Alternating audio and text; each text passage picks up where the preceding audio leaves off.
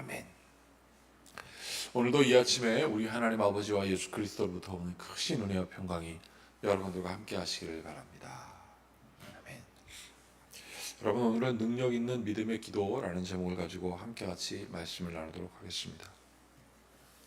베드로가 옥에 갇혀 있다가 나오게 되었습니다. 그 나오게 된 모든 과정이 이 사람은 꿈꾸는 것만 같았다는 거예요. 자기가 쇠사슬에 매어 있고, 그것도 두 겹으로 된 건 매어 있고 누워 있는데 빛이 확 나면서 천사가 옆구리를 찼습니다. 제가 보기에는 굉장히 세게 찬 것 같아요. 정신 번쩍 난 거니까요. 그리고 쇠사슬을 끊게 되었습니다. 나왔습니다.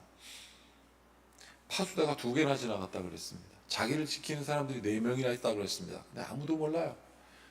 쇠문이 있었다고 하는데, 여러분, 이 쇠문이 어떤 문이었을까? 제가 그래서 가끔 성지순례 가서 보고 싶어요. 그 쇠문이 어떤 걸까? 자, 그게 크든 작든 쇠문이에요. 지금처럼 경첩이 잘 돼 있을 수도 있지 않았겠죠. 그것을 혼자 열 수 없었을 것임이 분명합니다. 그런데 그것이 열렸어요. 그리고 천사가 사라졌습니다. 정신이 난 베드로가 이게 무엇인가? 내가 경험한 것이 꿈이 아니구나. 이게 진짜 환상이 아니구나. 그것을 깨달았습니다. 그것이 오늘 11절에 있는 내용이에요. 이에 베드로가 정신이 들었습니다. 이르되 내가 이제야 참으로 주께서 그의 천사를 보내어 나를 헤롯의 손과 유대 백성의 모든 기대에서 벗어나게 한 줄을 알겠노라. 유대 백성들, 이 사람들 유대교인들이었거든요. 이 사람들, 기독교인들 말고요, 예수님 믿지 않는 유대인들은 예수님 믿는 사람들이 박해받는 것을 좋게 여겼다 그랬습니다. 오늘 여기서도 나오지 않습니까? 2절 보면 요한의 형제 야고보를 칼로 죽였다. 야고보가 칼에 죽임 당했어요. 그런 여러 가지 박해가 있을 때 유대인들은 좋아했다 이거예요. 거기다가 헤롯들이 유대인들이 좋아하니까 같이 박해를 하네. 여러분, 그런 상황에 있을 때 베드로 또한 유대인들이 좋아하니까 옥에 가둔 거 아니겠습니까? 자, 11절 다시 보세요. 중간쯤에 주께서 그의 천사를 보내어 나를 헤롯의 손과 유대 백성의 모든 기대 가운데서 벗어나게 하신 줄을 그때야 알겠노라. 나를 우리 주님께서 구원해 주셨구나.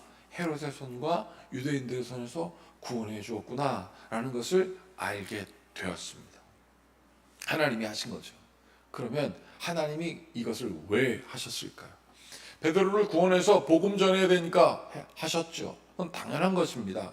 베드로를 하나님이 지명하셔서 베드로를 통하여 복음 전하게 하시고, 지금은 베드로가 죽을 때가 아니에요.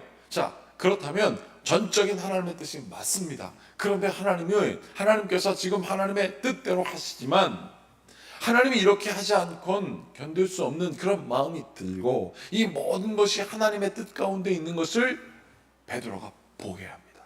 하나님이 나로 복음 전하게 하시구나. 하나님이 나로 말씀 전하게 하시는구나 라는 하나님의 뜻을 그 눈으로 딱 봅니다. 이 환상적이고 이 놀라운 상황 말고요. 지금까지는 하나님께서 천사를 보내시고 지금 나를 여기까지 인도한 것은 기적이구나, 이게 환상이구나 라고 생각했다가 지금 깨달았지 않습니까? 이거 기적이 아니고 환상이 아니네. 하나님께서 나를 보내셨네. 네, 하나님께서 하셨죠. 근데 여기까지는 베드로 스스로가 깨달은 것입니다. 그런데 그 다음 절이 굉장히 중요합니다.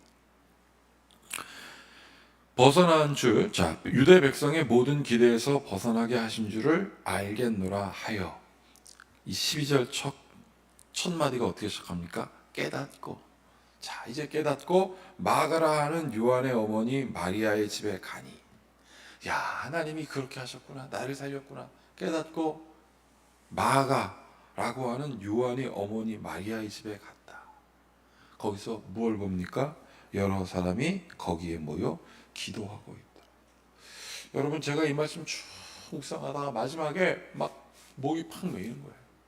여러 사람들이 함께 같이 모여 기도하고 있더라. 그래, 오늘 설교 제목입니다. 능력 있는 믿음의 기도가 여기 있었구나. 여러분, 능력이라는 말은 두나미스라고 합니다. 두나미스. 이 두나미스라고 하는 믿음의 능력, 여러분, 이 능력이 어디로부터 시작되었습니까? 성도들의 기도로부터 시작한 거예요. 그 기도를 응답하시는 하나님의 뜻이 베드로를 통하여 이루어진 겁니다. 사랑하는 여러분, 우리에게 이 기도의 역사가 사라지지 않길 축복합니다.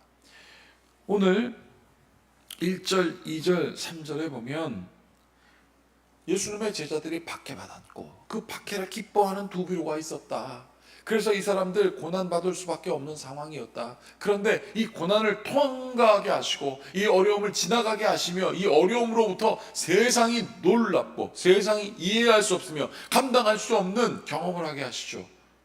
바로 쇠사슬이 풀어지고 문이 열리고 베드로가 그들 앞에 지나가는데 보지도 못하는 역사가 일어났습니다. 쇠문이 열렸습니다. 그리고 어느 순간 딱 사라졌을 때 그가 뭘 깨달았습니까? 하나님의 은혜를 깨달았습니다. 이거는요, 아무리 설명해도 사람들이 아무리 말해도 믿어지지가 않는 거예요. 왜? 개인적인 경험이거든요. 이 개인적인 경험을 누가 믿을 수 있겠습니까? 그러나 이것을 믿는 사람이 있습니다.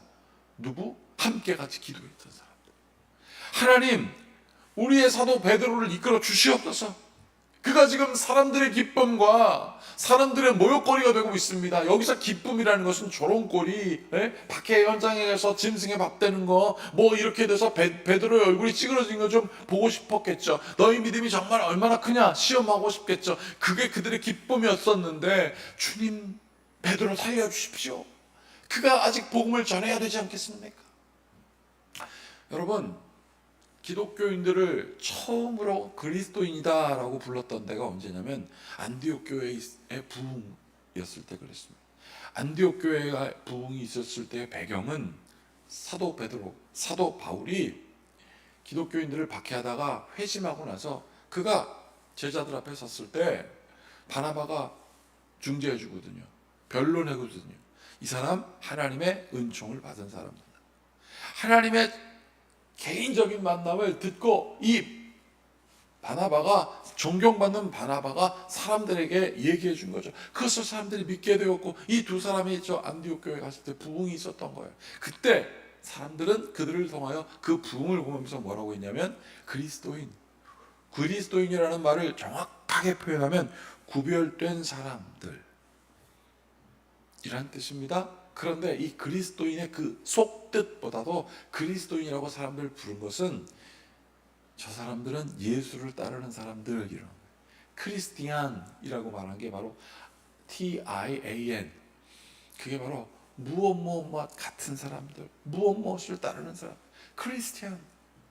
여러분, 교회라는 말은 언제 시작됐냐면 이 기독교 유대인들이 함께 같이 모여서 주님의 제자들과 함께 예수님의 임재를 구하고 주님 성령의 임재를 구합니다라고 했을 때 성령이 불의 혀처럼 각 사람에게 임하고 그들이 막 혀가 풀려서 하나님의 말씀에 따라 막 말하기 시작하고 기도했을 때 사방에 흩어졌던 유대인들이 같이 모여서 옛날부터 저 이리오피아나 애국 같은 데서 살았으니 이제 아람어는 못 알아듣거든요. 그런데 그들이 기도하는 얘기가 들리기 시작한 거예요. 어떤 사람은 깜짝 놀랐고 어떤 사람은 술에 취했다고 조롱했지만 그때 그 모습을 교회, 에클레시아라고 한 거예요. 하나님의 임재가 있는 곳, 그것이 교회였던 거예요. 사랑하는 여러분, 하나님의 임재가 있으면 우리의 마음이, 너의 마음이, 나의 마음이, 우리의 마음이 그 안에 소통이 일어나는 거예요. 그들이 어떤 말로 했는지 각국의 방언으로 막 했습니다. 여러분, 그런데 우리가 소위 말하는 랄랄라 막 하는 방언 저 잘 모르잖아요.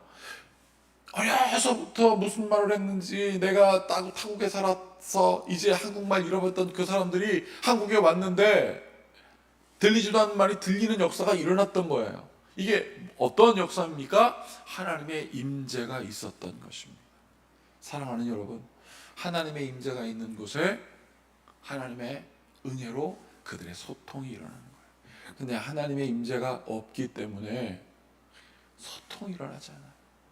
하나님의 임재가 없으면 막힌 것 같은 역사만 일어나고 거기서 다툼과 분열이 일어나는 거 우리는 수없이 보게 됩니다. 그 이유가 뭘까요? 능력 있는 기도를 하지 않기 때문에 그렇습니다. 능력 있는 믿음의 기도가 있다면 감옥 문이 열린다 하였습니다. 여러분, 어려운 일 당할 때 밝은 은혜를 주시고 위태한 상황 가운데 우리를 인도하신다고 우리가 함께 노래했지 않아요? 오늘 가사를 한번 보겠습니다. 이렇게 되어 있습니다. 어려운 일 당할 때 나의 믿음이 적어요. 의지하는 내 마음, 그렇게 내 믿음이 적을 때 주님은 더 의지합니다. 더 의지합니다. 세월 지나가도록 의지할 것은, 무슨 일을 당해서 의지할 것은 예수님밖에 없습니다 라고 고백하는 그리스도인이 되어야 돼요. 성령께서 내 마음 밝게 비춰주시니 인도하심 따라서 주만 의지합니다. 그 마음이 세월 지나갈수록 깨닫는 것은 의지할 것뿐이다. 밝을 때는 노래를 부르고 어두울 때는 기도하며 위태할 때는 도움을 구하는 신실하고 밝고 깨닫고 지혜 있는 사람 되자. 마지막으로 생명이 있을 동안에 주님을 의지하고 천국에 올라가도록 의지할 것뿐이네. 여러분, 우리가 이 생명이 있는 동안에 주님을 열심히 의지하고 그 열심히 의지하여 천국 가는 것이 아니라 천국 가는 것을 믿는 우리가 주님을 의지할 수밖에 없는 거 아니에요? 내가 의지하려고, 내가 얼마큼 의지하니까 천국에 가니까 뭐 책상 의자, 그러다가 뭐 왕 같은 의자, 이게 아니라 천국 가는 그 확실한 의지함의 마음의 믿음이 있기 때문에 기도하는 거 아니에요? 여러분, 능력 있는 믿음의 기도가 우리 가운데 회복되기를 축복합니다. 교회 이사 오고 나서 얼마 안 됐죠? 그때 우리 성도들이 미리 와서 저를 위해서 기도해 주셨던 일들을 기억합니다. 돌아가면서 함께 같이 모여서 오늘 예배 가운데 하나님의 임재가 있게 해달라고 그렇게 기도했던 것들이 기억납니다. 사랑하는 여러분, 베드로가 놀라서 마가의 집에 갔더니 성도들이 기도하고 있었어요. 제가 그때 본 그 모습과 제가 우리 성도들이 저를 위해서 기도했던 그 모습과 오늘 이 마가의 집에서 베드로가 본 기도의 현장이 겹쳐지는 거예요. 사랑하는 여러분, 기도하는 곳에 능력이 있고요, 기도하는 곳에 하나님의 임재가 있습니다. 그 임재를 바라보고 오늘도 능력 있는 믿음 가운데 기도하는, 예수님의 이름으로 기도하는 능력의 기도가 오늘도 여러분들에게 있기를 축복합니다. 함께 같이 기도하겠습니다. 우리를 이끌어 주시는 주님, 우리를 도와주는 주님, 생명 있을 동안에 주를 의지하고 하나님 아버지여, 우리를 천국으로 인도하셔서 영원한 기쁨 가운데 살게 하시는 하나님을 믿고 의지하오니 주여 도와주시고 밝을 때에 노래 부르고 어려울 때에 기도하며 하나님 위태할 때에 도움을 구하는 지혜로운 성도 되게 하여 주시옵소서. 그리스도인으로 교회로 하나님의 임재가 있는 삶을 살게 하심을 믿고 예수님의 이름으로 축복하며 기도하옵나이다. 아멘. 이제 우리 모두 주님께서 가르치신 기도를 드리겠습니다. 하늘에 계신 우리 아버지, 아버지의 이름을 거룩하게 하시며 아버지의 나라가 오게 하시며 아버지의 뜻이 하늘에서와 같이 땅에서도 이루어지게 하소서. 오늘 우리에게 일용할 양식을 주시고 우리가 우리에게 잘못한 사람을 용서하여 준 것 같이 우리 죄를 용서하여 주시고 우리를 시험에 빠지지 않게 하시고 악에서 구하소서. 나라와 권능과 영광이 영원히 아버지의 것입니다. 아멘. 제 말씀을 기억하시면서 함께 같이 기도해 주시고, 이번 주 토요일 날 우리 어린이 성경 학교가 있습니다. 기쁨과 또 예수님의 임재가 넘쳐나는 시간 되어서 우리 어린이들이 그 어린 시절에 주님을 만나는 귀한 시간 될 수 있도록, 또 돕는 손길 축복하여 주시고 이 일들을 통해 하나님의 크신 은혜가 우리 큰빛교회 부흥으로 나타날 수 있도록 모두 능력 있는 기도를 해주시기를 바라겠습니다. 함께 같이 기도하겠습니다.